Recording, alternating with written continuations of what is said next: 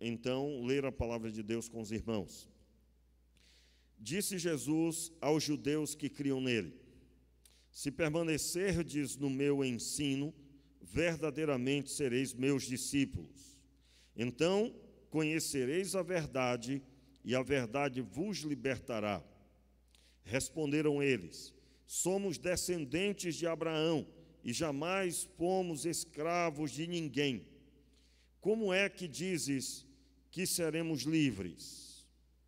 Disse Jesus: em verdade vos digo, que todo aquele que comete pecado é escravo do pecado. Ora, o escravo não permanece sempre em casa, mas o filho aí permanece para sempre. Se o filho vos libertar, verdadeiramente sereis livres. Vamos repetir aí o verso 36. Se o filho vos libertar, verdadeiramente sereis livres. Sei que sois descendentes de Abraão, contudo procurais matar-me, porque a minha palavra não penetra em vós. Eu falo do que vi na presença do Pai, e vós fazeis o que ouvistes de vosso pai. Vamos orar? Meu Pai, tenha misericórdia de nós, nos abençoe, seja o teu nome glorificado por meio da tua palavra em nossos corações. Em nome de Jesus, amém e amém. Meus irmãos, nós estamos estudando a palavra de Deus, observando os principais momentos de Jesus sob a ótica do que João declarou em João capítulo 1, Evangelho de João capítulo 1, verso 14. O texto do Evangelho de João, logo no primeiro capítulo, no versículo 14, diz que o Verbo se fez carne e habitou entre nós, e vimos a sua glória, a glória como do unigênito do Pai, cheio de graça e de verdade. O texto bíblico declara: e vimos a sua glória. E aí então vem o texto bíblico aqui ministrado, escrito por meio do apóstolo João. E quando ele escreve o Evangelho, ele está declarando o que ele viu, a experiência dele. Debaixo do mover do Espírito, ele registrou por escrito. E esse é o texto conhecidíssimo, que é o texto que declara que conhecereis a verdade, e a verdade vos libertará. E nos últimos anos se tornou bem mais conhecido no sentido político, né, no meio político, porque esse foi o slogan do nosso presidente atual. E conhecereis a verdade vos libertará. Mas absolutamente a forma que ele profere é para um outro contexto, para uma outra visão, e não a visão bíblica que nós estamos aqui observando. Como assim? Eu gostaria que você compreendesse a forma que nós nos posicionamos para a Escritura, diante da Escritura. Nós precisamos saber o que Jesus estava buscando falar àquelas pessoas. Nós não podemos tirar de um contexto, e aqui eu não estou falando que contra o presidente, eu estou dizendo que ele profere esse texto bíblico visando dizer que as mentiras sobre a nação, elas serão derrotadas quando a verdade vier à tona. Esse é o alvo dele. Mas no texto bíblico eu preciso me desvencilhar daquela forma que talvez eu proferi também. Eu digo eu, me pondo em seu lugar, quando você disse a alguém. Normalmente nós falamos essa palavra para alguém que não conhece a fé, dizendo a ele: olha, se você conhecer Jesus, Jesus proferiu, né, a palavra: e conhecereis a verdade, e a verdade vos libertará. É muito importante nós nos desvencilharmos de toda essa visão do que estamos acostumados e observarmos em que contexto Jesus estava dizendo essa fala. Automaticamente eu sou convidado a rever toda a visão que eu estou acostumado a utilizar. Por isso que eu citei aqui o presidente, porque, de alguma forma, você já tem ouvido isso bastante. Eu quero, aqui, é claro, se você acompanha a política, eu quero aqui declarar a interpretação que você deve conduzir. Volte um pouquinho no texto, só para a gente observar. Esse é um sermão que começa aí no versículo 12. No versículo 12 do capítulo 8, vem o texto que nós abordamos durante 2 ministrações, domingo pela manhã, domingo à noite. Domingo pela manhã nós abordamos praticamente o versículo 12. Diz o texto: Jesus continuou a dizer à multidão: eu sou a luz do mundo, quem me segue não andará em trevas, mas terá a luz da vida. Aí veja o contexto, verso 13: desafiaram-no os fariseus: tu testificas de ti mesmo, o teu testemunho não é válido. Respondeu Jesus: ainda que eu testifique de mim mesmo, o meu testemunho é válido, pois sei de onde vim e para onde vou. Mas vós não sabeis de onde venho, nem para onde vou. Julgai vós segundo o padrão humano, eu ninguém julgo. Se, porém, na verdade julgo, as minhas decisões, eu a ninguém julgo, verso 15 aí a parte B. Se, porém, na verdade julgo, as minhas decisões são certas, porque não estou sozinho, estou com o Pai que me enviou. Na vossa lei está escrito que o testemunho de 2 homens é válido. Jesus aqui está se referindo ao texto de Deuteronômio 17, que só aceita acusação se houver 2 ou 3 testemunhas. É esse texto, inclusive, que lemos outro dia aqui, que essas testemunhas, no dia que pregamos sobre a mulher adúltera, quarta-feira, esse texto, nós lemos aqui, é aquele texto que diz que as testemunhas serão as primeiras a pegar nas pedras e lançar. Os irmãos lembram? Isso simbolizava que elas que testemunharam contra a pessoa que estava sendo morta, agora apedrejada, elas eram as primeiras porque elas eram genuínas testemunhas. E é claro isso sob pena de que aquele sangue viria sobre elas se elas não fossem genuinamente verdadeiras. Então, quando elas jogavam a primeira pedra, elas estavam dizendo: nosso testemunho é verdadeiro. E aí vem o porquê que Jesus disse àquelas pessoas que queriam que a mulher fosse apedrejada. A multidão disse para Jesus que aquela mulher foi pega em adultério, e aí é o momento em que Jesus diz: aquele que dentre vós não tiver pecado, estiver sem pecado, seja o primeiro a atirar uma pedra. Ou seja, ele faz alusão a Deuteronômio 17. Esse princípio até hoje tem que ser utilizado. Você não pode, não deve proferir nada sobre ninguém se não for genuíno o que você está falando. E aí, esse é o contexto do que Jesus está falando. Ele confronta esses religiosos, está aí na primeira parte do seu sermão, versículo 12 em diante. O assunto aqui é que Jesus não tem veracidade na sua pregação. O que ele declara não é válido, porque não há testemunhas que comprovem o que ele diz. E Jesus declara que é válido porque ele é a testemunha e o Pai testemunha a favor dele. Então, veja bem, todas as curas, todas as manifestações de Deus, trabalhando junto com Jesus, eram o Senhor testemunhando a favor de Jesus. E aí, o texto segue: esses homens estão endurecidos, estão extremamente com o coração contrário a Jesus. Versículo 21, acompanhe. Uma vez mais, Jesus disse: vou retirar-me, e vós me buscareis, e morrereis no vosso pecado. Para onde eu vou, vós não podeis ir. Aí veja o que os judeus disseram, verso 22.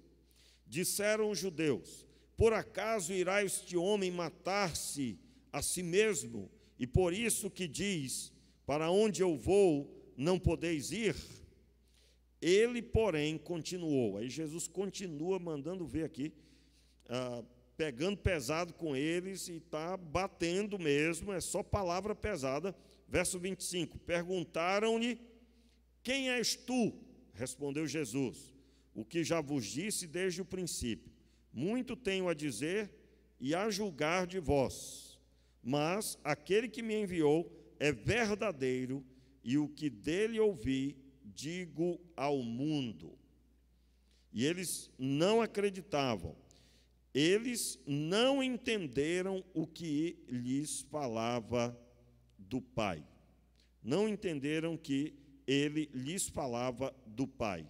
Por isso Jesus disse: quando levantardes o Filho do Homem, então sabereis que eu sou quem digo ser, e que nada faço de mim mesmo, mas falo como o Pai me ensinou. O que Jesus está se referindo aqui?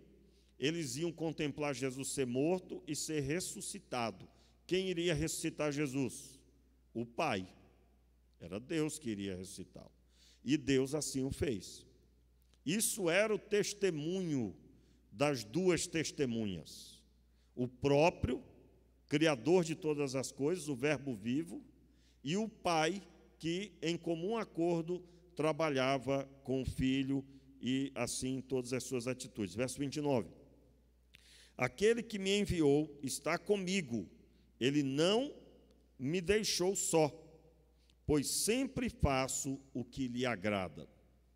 Aí veja o efeito dessa pregação. Tendo ele dito estas coisas, muitos creram nele. E aqui, irmãos, vem algo poderoso para entendermos o que Jesus vai falar agora. É esse o contexto de Jesus. A primeira parte do sermão, todo mundo incrédulo. Aqui eram os judeus. Lembre bem o que significa judeu.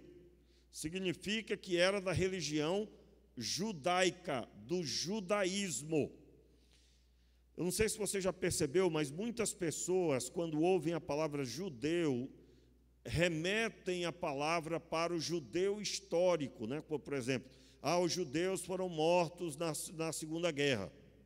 Aí a pessoa pensa nos judeus sempre como a nação de Israel. Os irmãos estão entendendo? Quando judeu, ainda que você vai encontrar no dicionário, judeu. Uma das palavras, por exemplo, judiar, você sabe a origem? O nascimento da palavra judiar, ela se remete ao que aconteceu na Segunda Guerra. Mais de 6 milhões de judeus foram mortos. E como eles foram massacrados, fizeram todo tipo de maldade com eles.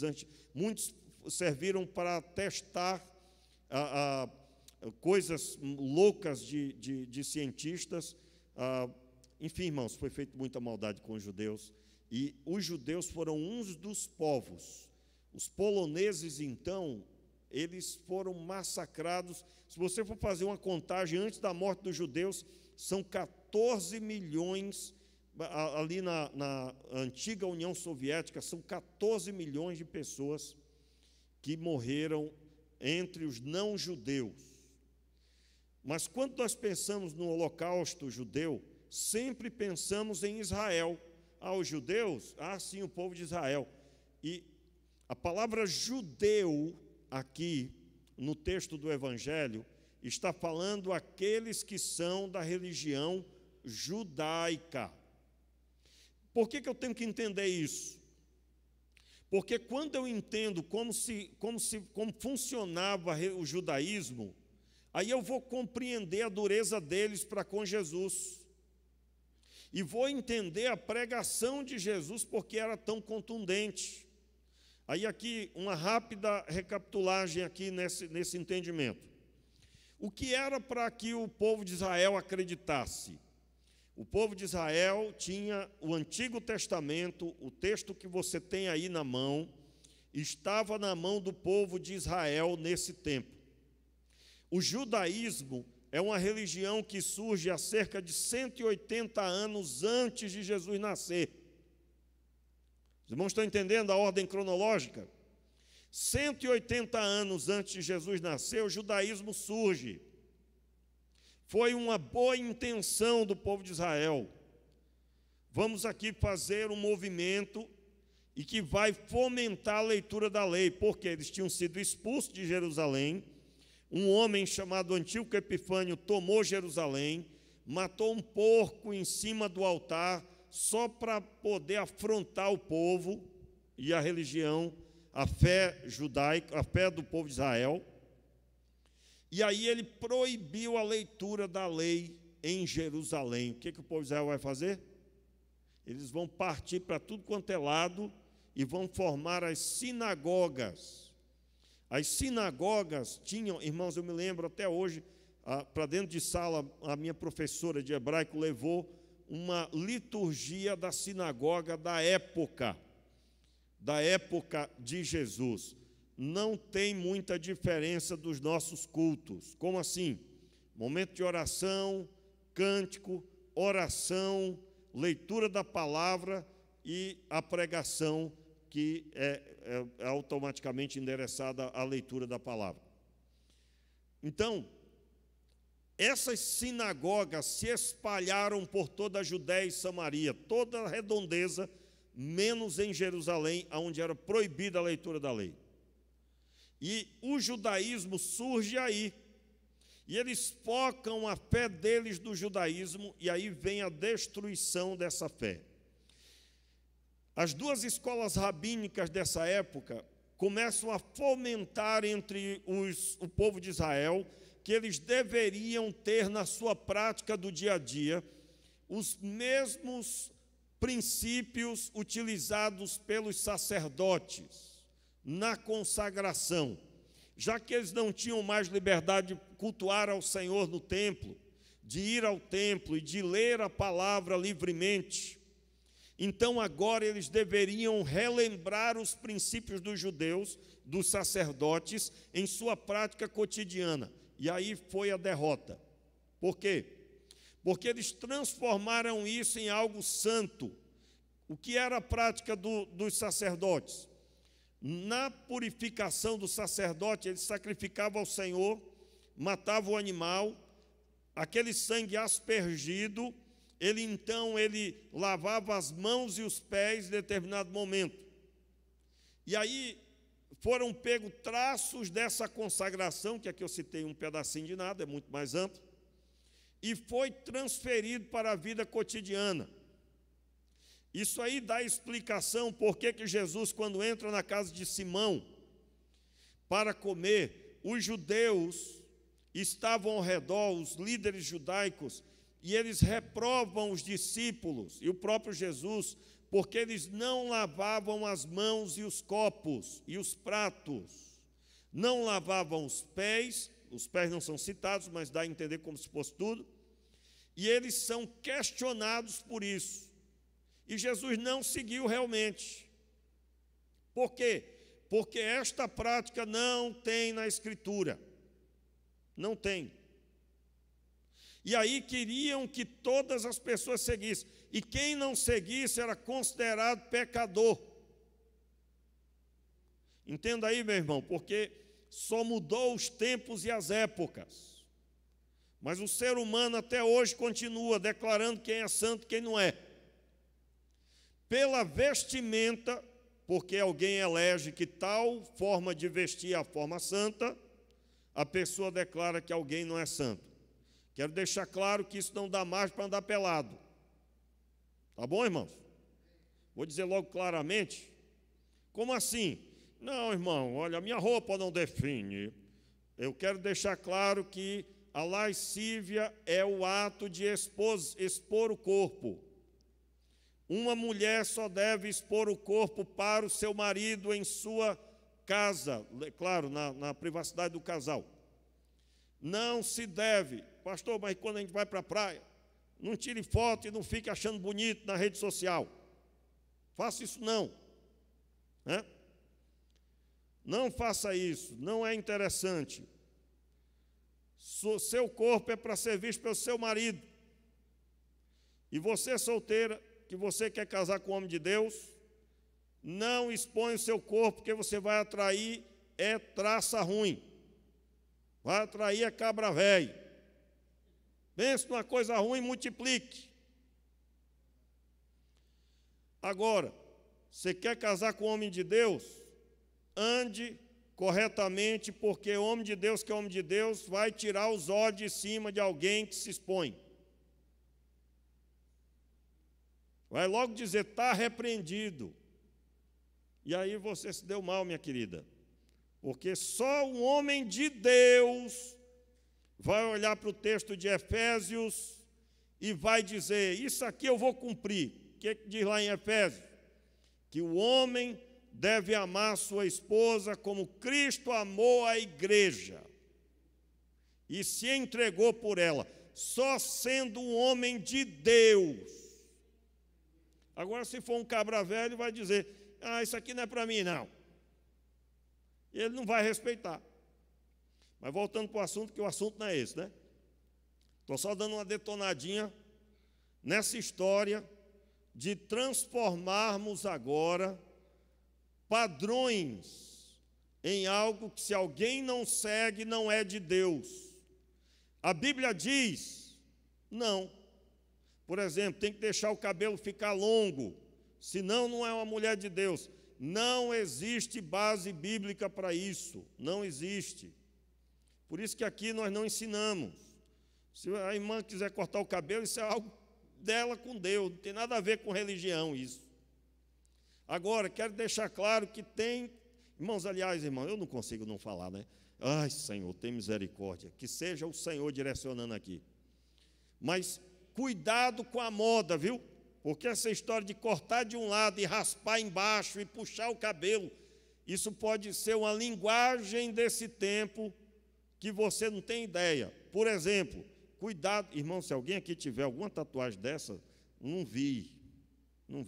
Irmãos, estou vendo gente aqui com frio. Se tiver muito forte o ar-condicionado, alguém ajude aí, senão depois eu tenho que orar pelo pessoal. Ali a irmã está, misericórdia. Alguém ajude ali, o controle está ali atrás. Leonardo, vamos trabalhar, Leonardo, vamos trabalhar, meu filho. Vamos lá, está salvo ali. A Cláudia está ali, já se enrolou. Meu Senhor, está com frio, né? Vamos lá, vamos aqui, senão não presta atenção à pregação, né? Porque está um frio doido. Mas que bom que tem um ar-condicionado, né, irmãos? Me lembro quando eu pingava o suor aqui, irmão, que tinha gente que, pastor, só pensa que vai desmaiar pregando. Lembra desse tempo? Rapaz, o negócio era sério. E o pastor é elétrico, né? Aí piora. Mas vamos lá. Olha só. Estava falando? Cabelo. Não, aí agora eu ia falar de outra coisa mais pesada. Tatuagem. Por exemplo, em determinados arraiais, a borboleta em determinado lugar do corpo significa que você é partidário de uma relação entre o mesmo sexo. Quem aqui sabia disso? Só 2 pessoas sabiam, 3. Em outras palavras, aí vai o crente, né? Eu acho tão bonito borboleta, pastor, gosto muito. Meu Deus, borboleta. Pastor, borboleta, se eu pudesse, eu tinha um monte em casa. Aí inventa de colocar nesse determinado local, exposto para todo mundo. E aí, de repente, começa um monte de mulher a agir de forma inadequada. Se é que os irmãos me entendem. Aí a pessoa chega na igreja, pastor, pelo amor de Deus, ore por mim, pastor. Eu digo, o que foi? Pastor, o diabo está furioso, eu não sei o que fazer. Aí eu posso explicar. Você andou com a bandeira, né? Uma bandeira declarando que você está atrás. É ou não é verdade? Pastor, eu creio que tatuagem não tem nada a ver, não. Tem não, irmão? Dependendo da tatuagem, se você for parado numa blitz, você já vai preso ali, dependendo. Porque tem tatuagem que declara o que você crê e o que você faz. É ou não é verdade? Então, irmãos, outro dia um chegou para mim e disse, pastor, eu queria pregar o evangelho fazendo tatuagem. Aí eu disse, meu filho, como é que está escrito na Bíblia? Aí eu, Mateus 28, Leia aí, verso 19. Ide pregai o evangelho. Eu digo, pois é, não está escrito, ide fazei tatuagem. Entendeu? Não está escrito, ide fazei tatuagem, pregai a palavra de Deus. Irmãos, pregar a palavra é para tatuar no coração o nome de Jesus. Você é para ser conhecido não por uma tatuagem, é para ser conhecido pelo seu caráter em Deus. Você é um homem de Deus, você é uma mulher de Deus com a vida transformada. E a vida transformada não é externamente, é de dentro para fora.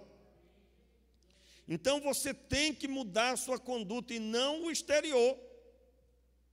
Então, na época de Jesus, o judaísmo era o grande problema na cabeça do povo. E aqui, muitos deles creram em Jesus. Veja bem, o verso 30. Verso 30.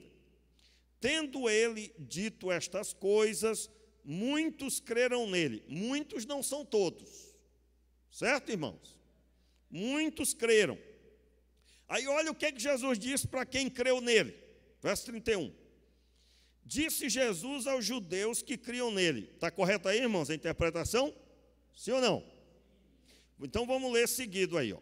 Tendo ele dito estas coisas, que coisas? As anteriores, que acabamos de ler. Muitos creram nele. Disse Jesus aos judeus que criam nele. Está correto aí? E o que é que ele falou? Se permanecerdes no meu ensino, verdadeiramente sereis meus discípulos. A primeira orientação de Jesus. Se permanecerdes nos meus ensinos, verdadeiramente sereis meus discípulos. O grande problema aqui é que nós transformamos, eu digo nós, é a geração aí há um bom tempo. Ser discípulo de Jesus, esse texto aqui na visão das pessoas está escrito assim, ó.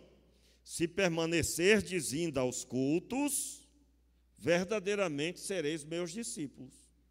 É verdade ou não é, irmãos? Os irmãos estão entendendo? Quem está entendendo, diga amém. Como assim? A pessoa vai a todos os cultos. E muitos até, no meio do caminho, ficam desanimados, somem um tempo. Veja bem, irmão, estou jogando direto para ninguém, os irmãos sabem que eu não jogo direto. Estou falando de uma forma geral, mas se cair para você, e você orar e saber que Deus está falando com você, receba. Olha só. Toda pessoa que não entende a mensagem de Jesus e só vem para o culto e não recebe o ensino, é uma questão de tempo para essa pessoa não permanecer. Porque o que mantém uma pessoa na igreja local e participando de tudo corretamente, ela recebeu o ensino. E receber o ensino muitas vezes dói. Dói, irmãos. Não é fácil. Não é fácil por quê? Porque eu vou ter que mudar a minha estrutura.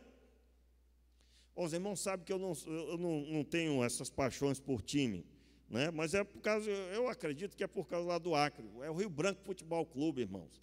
Deve estar na terceira ou quarta, como é que chama? Divisão. Irmãos, foi um cabra que eu ganhei para Jesus. Não ganhei não. Preguei no dia, ele aceitou Jesus, né? Ganhei. E dei discipulado para ele depois. Ele era dono de um time inferior ao Rio Branco Futebol Clube. Um dia ele foi pagar o pessoal, deu uma bicicleta que ele comprou lá na Bolívia, ou seja, a metade do valor no Brasil na época. Aí ele deu uma bicicleta para cada um. Aí filmaram aquilo, saiu no Globo Esporte, irmãos. Aquilo lá, eu vi aqui no Rio. Aí eu digo, eu não acredito que fulano fez isso, irmãos. Aí foi dito que o time estava sem receber. Coitado, aí deu de pagamento aquela bicicleta. Eu digo, meu senhor, aí é por causa disso que alguém vai dizer, lá no Acre tem o quê, meu senhor? Não é? Porque sai em rede nacional a coisa daquela. Eu fiquei lá dentro de casa procurando aonde esconder o rosto. Aí eu digo, mas meu Deus do céu, eu não acredito que isso aconteceu. E eu conhecia ele era dessa linha mesmo. Não era fácil, ele não tinha recebido o ensino, era duro, irmãos. Por que eu estou citando isso? Deve ser por isso que eu não tenho essa tradição toda. Mas, irmãos, dia que rola um jogo aí, eu olho assim e eu vejo os anjos do Senhor, mas falta uns cabra, falta. Aí eu digo, rapaz, aí quando termina o culto eu fico sabendo o que está rolando, porque não é minha praia, eu não sou movido, mas eu sinto uma falta, eu percebo. E tem uns que também não vêm mesmo, só domingo à noite. Não sei o que tem no domingo à noite, eu acho que quarta-feira ele trabalha demais. E aí, aquela história, pastor, estou trabalhando tanto. Aliás, irmãos, parece que quando eu ouço isso, dá a impressão de que eu não faço nada, né? Só a pessoa, coitadinha, que trabalha, que está cansada, o resto, tudinho é robô, né? Coitado dessas pessoas. Mas assim, irmãos, que você tenha seu time, seja feliz. Mas se você é movido por esse negócio, seja isso, seja o que for, você precisa rever, porque o ensino de Jesus é superior. Eu não vou deixar de estar ouvindo a palavra de Deus para estar lá, sendo, às vezes, até se aborrecendo, né? Se aborrecendo, dependendo do que aconteça. E aí a pessoa vai dormir até com raiva. E aí a esposa já fica chateada também, por causa daquela história toda. Então, meu irmão, minha irmã, não abra mão do ensino de Jesus. Nós precisamos receber o ensino de Jesus. E Jesus então disse para aquele pessoal que até aquele momento eles tinham acabado de acreditar. E Jesus, em outras palavras, diz: olha só, vocês prestem atenção no que vocês estão fazendo. Vocês têm que permanecer no que vocês acabaram de crer. Então, isso significa que amanhã, quando alguém pisar no seu pé, você vai dizer aleluia, glória a Deus. Você não vai mais renunciar à sua fé.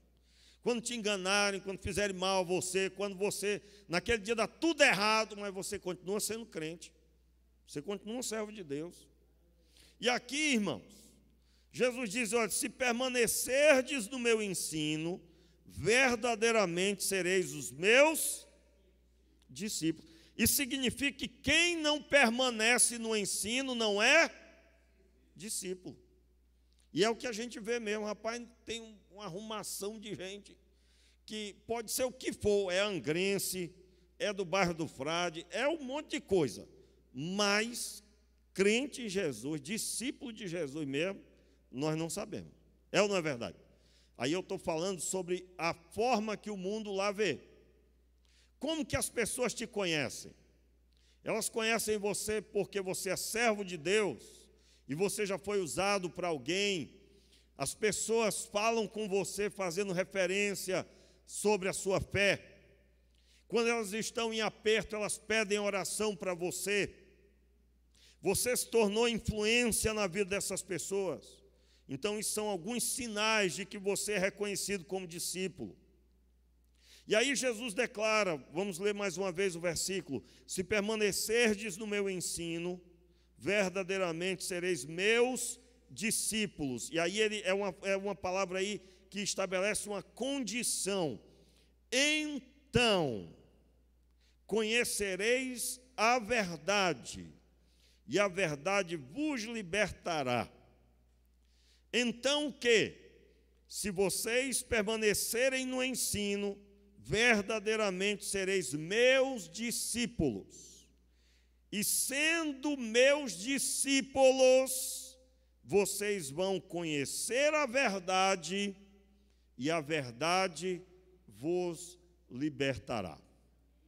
Então, olha só, você que acabou de chegar, você é novo na fé ainda, há uma longa caminhada recebendo o ensino, se tornando discípulo, e aí então você, nessa caminhada, você começa a conhecer a verdade, e a verdade vai libertar você. Quem é a verdade? Jesus Cristo. Jesus Cristo. Jesus, ele é a verdade. Então você precisa compreender que a verdade é uma pessoa, e você tem que caminhar com esta pessoa. Por isso, irmãos, não tem a ver com o culto. Você pode estar aqui no culto pensando: falando nisso, hoje tem jogo? Tem jogo hoje? Tem? Está tendo? E é do... É? É ou não é? Louvado seja Deus. Diga glória a Deus aí. Porque você está aqui, não é pelo jogo. Porque você... Diga aí, rapaz. Glória a Deus, porque você está aqui, né? Não é pelo jogo, não. Aí vão dizer, o pastor aí, ó. Aí pega essa parte. No culto, o pastor diz para dizer glória a Deus pelo jogo. Irmãos, não tenho nada contra o jogo, você já sabe disso. Tenha o seu time, torça pelo seu time de forma sadia, cristã, tá bom? Seja qual for o time, nós não estamos falando que é errado isso. Mas se isso te leva a pecar, você tem que corrigir sua vida diante de Deus. Tem que corrigir sua vida. E aí, o texto vai declarar que você vai conhecer a verdade vai libertar você. Isso demanda tempo. Tempo. E muitos não compreendem isso. A pessoa acabou de se converter, ela já quer ser transformada, ela já quer tudo. E já quer tudo logo. E não funciona assim. Qual é o processo que Jesus está estabelecendo aqui? Você que chegou agora, que aceitou Jesus, receba o ensino, se torne um discípulo. A caminhada é longa, você terá que pedir perdão para muita gente. Muitas pessoas não vão crer que você realmente é um crente.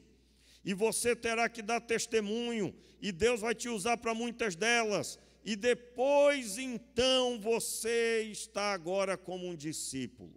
Irmãos, isso é uma caminhada.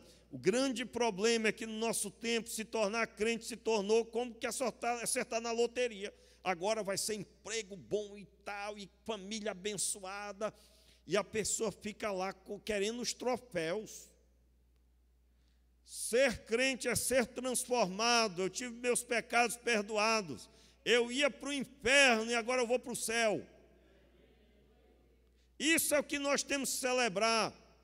Nós temos que celebrar que passamos das trevas para a luz. E a grande ênfase de Deus é transformar a nossa vida.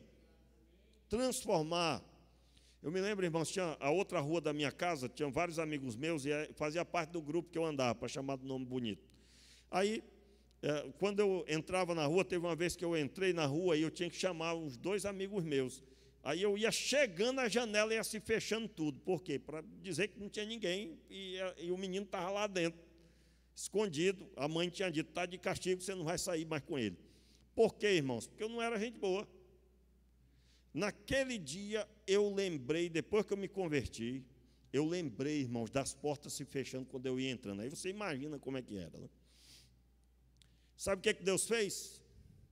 Mais ou menos 2 anos depois, eu estava naquela casa, dando discipulado para aquela senhora, pois ela tinha aceitado Jesus na igreja que eu congregava. Hoje o filho dela, que ela não queria que saísse comigo, é pastor. É pastor. Uma das melhores amigas minhas, é irmã de um irmãozão meu, né? Que assumiu a juventude quando eu vim embora. Eles se casaram, né? Casou com a garota. Eles são pastores, têm um ministério promissor lá no Acre. É uma benção. E aquela senhora, ela que um dia não queria me ver pintado de ouro, irmãos, Deus mudou a sorte. E eu estava, sabe quem foi que... Aí ela lembrou, né? Porque eu estava na sala dela para começar o estudo bíblico, e eram essas lições, boas novas para você, que nós ministramos aqui. E aí ela disse, quem diria, Renato, você aqui na minha sala me ensinando a Bíblia. E aí eu lembrei, irmãos, como Deus é maravilhoso. Mas quanto tempo demorou? Acho que foi mais de 2 anos, aproximadamente, muito mais até, eu não lembro exatamente, mas teve uma caminhada pela frente. Meus irmãos, nós precisamos disso. Acalme o seu coração, pare de pensar na sua conta bancária, pare de pensar em que emprego você vai ter, comece a pensar em você, que tem que ser transformado por Deus, e transformado para ser como Jesus é, não para querer subir na vida aqui diante dos homens. Irmãos, em nome de Jesus, o maior feito que o Senhor fez foi nos salvar. E os filhos anseiam por uma pessoa transformada. Que coisa boa, é um filho que agora tem um pai transformado. O pai não abraçava, agora abraça. O pai não valorizava a família, agora valoriza, porque serve a Deus fazendo isso. Ah, irmãos, como uma mãe abençoada, convertida, transformada, faz bem aos filhos. Minha mãe sempre estava ranzinza, chateada, reclamando, pastor. Mas agora ela sorri lá em casa e nos abraça. Meus queridos, e conhecereis a verdade, e a verdade vos libertará. Responderam eles, só para encerrar aí, logo mais à frente, e aí nós vamos continuar no próximo encontro. Versículo 38, Jesus declarou assim: eu falo do que vi na presença do Pai, e vós fazeis o que ouvistes do vosso pai. Você notou aí que não é o mesmo pai que Jesus está se referindo? Jesus está dizendo, olha, eu faço o que eu vi do meu pai. O que eu vi dele, eu faço. Outra tradução diz, eu falo. Mas ele declara, vocês fazem o que vocês ouviram do vosso pai. Aí, veja qual é o pai deles. Verso 44.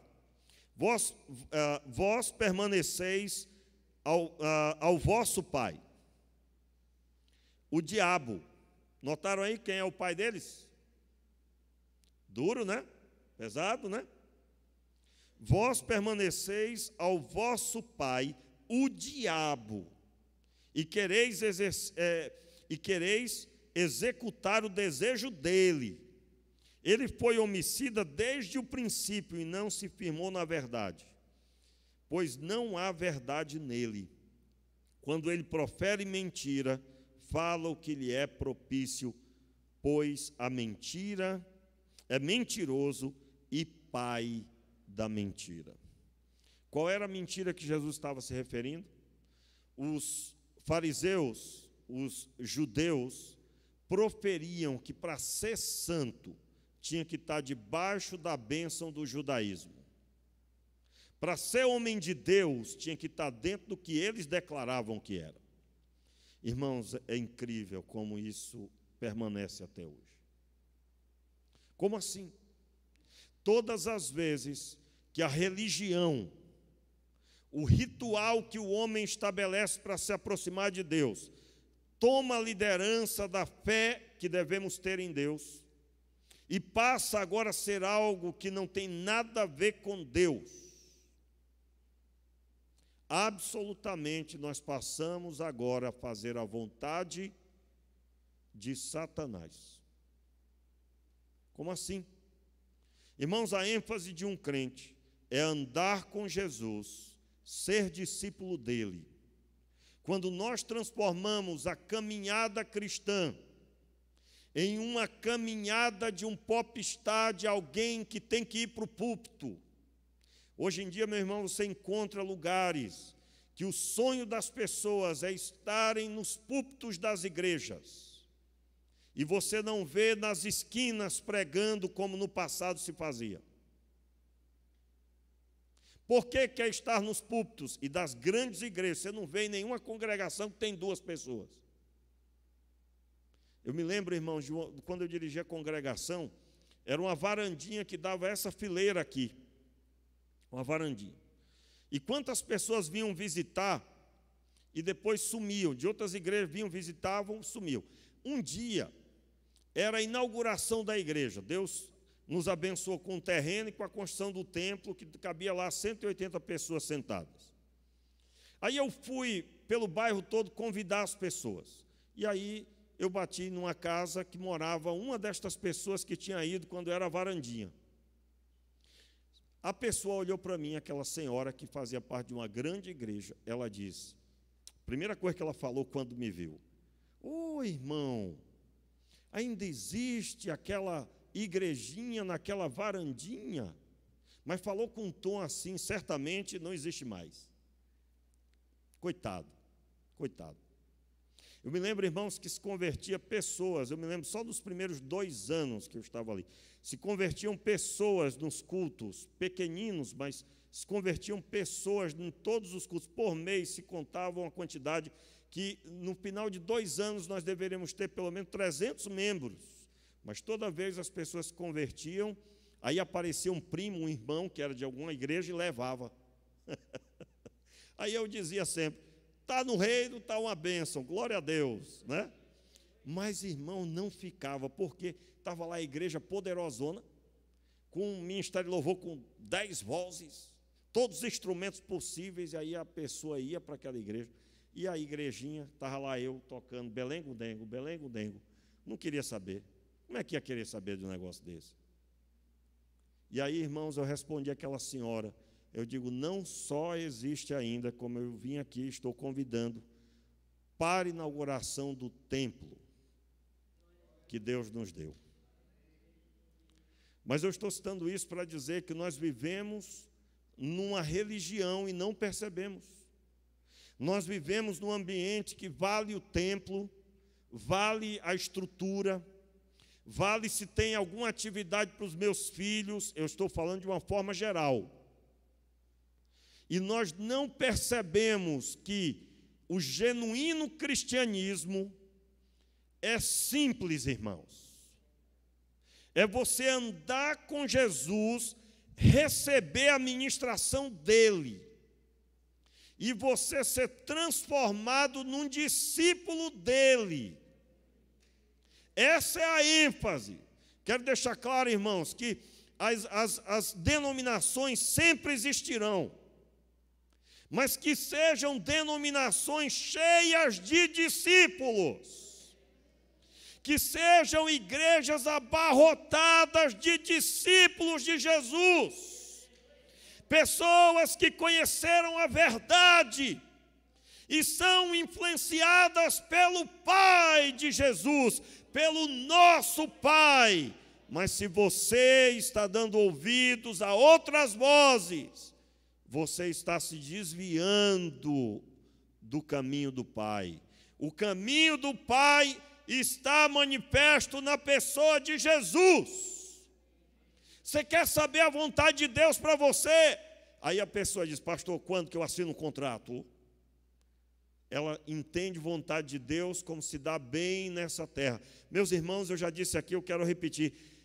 Deus tem bênção para você, você vai prosperar, você vai ser bênção nos seus negócios, na sua pequena loja, nos seus negócios, na sua empresa. Você vai prosperar porque quem é servo de Deus e ora e trabalha bastante, Deus abençoa. Mas o que nós devemos de ter em primeiro lugar na nossa vida é o nosso relacionamento com Deus, é ouvir a voz de Deus, é ser transformado. Você não tinha paciência com ninguém, agora você tem. Você não conseguia sentir amor pelas pessoas, agora você sente. Você não conseguia pregar, agora você prega. Você não conseguia se mover para orar pelo enfermo, agora você ora, sai caçando o enfermo. Porque você é um discípulo. Irmãos, infelizmente, estamos num tempo que há uma multidão de filhos das trevas dentro das igrejas. Eu estou falando de uma forma geral. Se você vai na internet e põe lá, mau testemunho de crente, se a pessoa não for firme, ela termina querendo sair da igreja.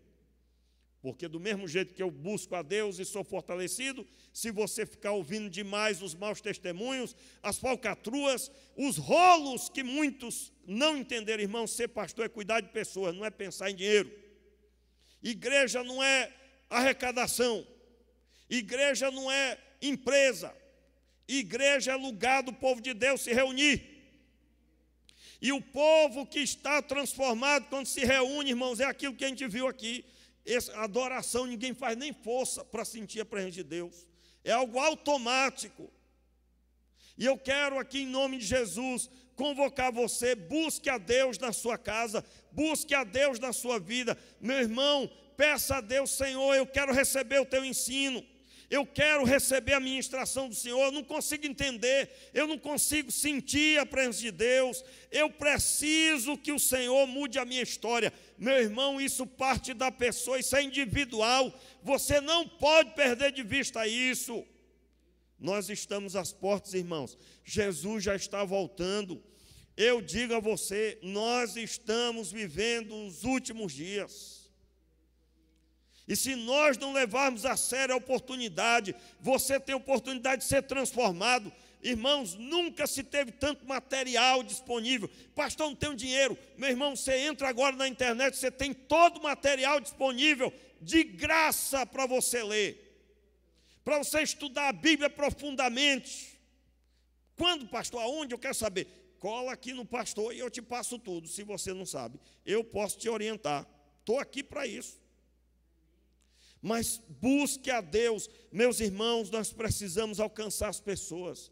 Nós precisamos sair do meio que nós estamos vivendo. Nós só conhecemos crentes, só os crentes falam conosco. Nós precisamos andar na rua e as pessoas procurarem a gente. Mas elas não vão procurar se você só quer saber da sua vida. Domingo de manhã eu falei um negócio pesado, eu nunca falei aqui, nunca falei em pregação nenhuma. Eu disse aqui, crente egoísta. Meu garoto chegou em casa dizendo, repetindo, pai, o senhor estava bravo naquela hora ali, naquela hora eu fiquei até com medo, quando meu menino falando. Aí depois ficou falando assim, qualquer coisa, a gente dizia, crente egoísta. Eu falei pesado mesmo, domingo de manhã não foi fácil, mas é uma realidade. Porque parece que nós não estamos vivendo o que estamos vivendo, meus irmãos. A devassidão está aumentando, os problemas estão se multiplicando. Nós somos igreja, somos a solução, porque à medida que a nossa vida é transformada, as pessoas vão vendo, e elas vão vendo que o que falamos é verdade, e quando elas vão sendo convencidas, abençoadas, elas vão ouvir o Evangelho, porque não é possível que não seja verdade o que eu estou vendo. E então essas pessoas vão ter experiência com Deus.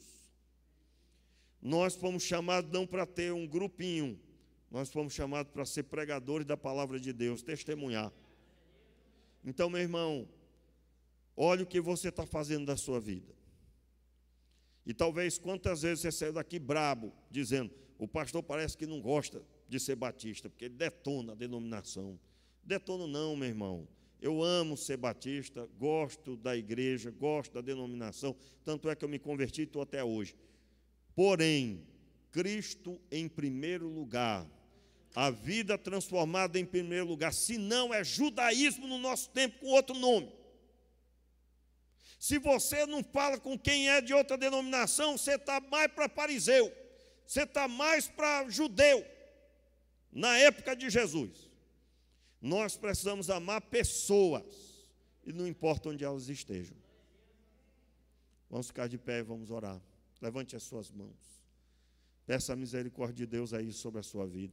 Pastor, eu estou uma bênção, pastor. Então peça a misericórdia de Deus para amanhã você não estar soberbo. Para amanhã você não estar que nem Davi em cima da casa dele, olhando para a mulher do outro. Peça a Deus misericórdia, porque você não sabe como é que você vai estar amanhã. Meu Pai, tenha misericórdia de nós. Tira de nós, Senhor, tudo que entrou que não deveria. Tira da nossa vida, Senhor, toda essa dureza para ouvir a palavra. Senhor, essa pessoa que entrou aqui hoje fica olhando desconfiada no que eu estou pregando. E fica assim observando, procurando uma falha. Tem misericórdia dela. Quebra esse coração, meu Pai, mas transforma essa pessoa em um discípulo. Nós te pedimos, Pai, que o Senhor tome em tuas mãos os nossos corações e que nesta igreja local o Senhor encontre um povo discípulo, o Senhor encontre um povo que anda com o Senhor, um povo que realmente é filho de Deus e, portanto, ouve da parte do Senhor.